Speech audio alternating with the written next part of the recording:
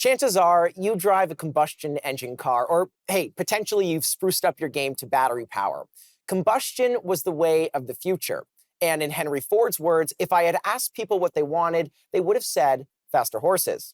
Well, today, our horse is combustion, and the future is either batteries, cars that spit out water, flying vehicles, hey, maybe even robo-taxis, and of course, the Boring Company, if that's even still a thing. But the conversation tonight centers around the future of transportation. What makes the most sense for our sustainable future while balancing the needs of consumers today? We're discussing specifically the pros and cons to hydrogen cars, EVs, combustion cars, and consumer demand overall. Here to chat with me are some experts on the issue. We have Harry, who's an expert in hydrogen, Valerie, expert in low carbon transmission fuels and electricity system development, Allison, who I would call the mobility nerd, and we have Chris, who is a YouTuber, Cars Unlocked, and a finance/salesman at Nissan. Guys, thank you so much for joining me. This is a really heavy topic, but thanks for taking the task.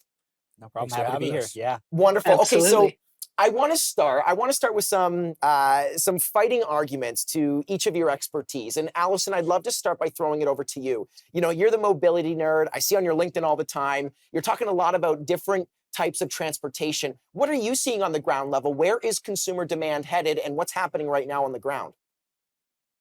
I think when we think about consumer demand today, we've retrenched a little bit. At the same time, there's a lot of opportunity in terms of what is moving and how. So people are generally, especially in North America, using their personal vehicles. Bike sales and things like that are up, which is great to see. But when we think about movement of goods or services, we're actually seeing some different things happen.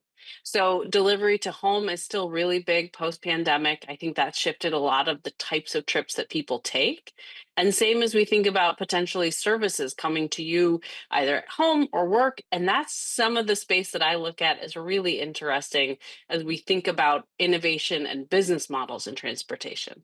Okay, fascinating. Now, Harry, I want to throw it over to you. You're an expert in hydrogen, and without going too deep, because you're going to lose the audience here, you're too smart for us.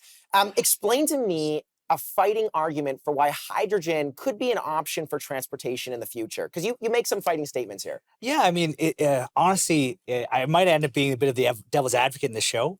For me, I work in the hydrogen generation space, so we actually manufacture equipment that makes hydrogen. Hydrogen really is a great molecule when you have no other option. But with a lot of other vehicles and mobility concerns, you have electric and other places.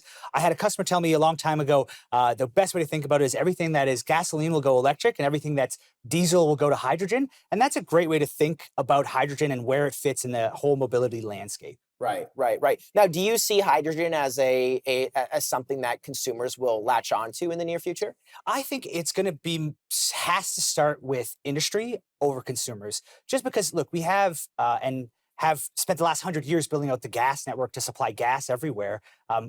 To realistically expect hydrogen to displace that overnight is crazy, right? Okay, now, Valerie, I want to throw this over to you because this kind of jumps onto a point that you have an expertise in, but electrification is something that we've seen a huge development in. I mean, Tesla was founded early 2000s. It's taken 20 years, but it seems in the last 5, it's been something that has totally shifted. I mean, the mindset has just shifted with electrification and the expansion of it. Can you just speak on that a little bit?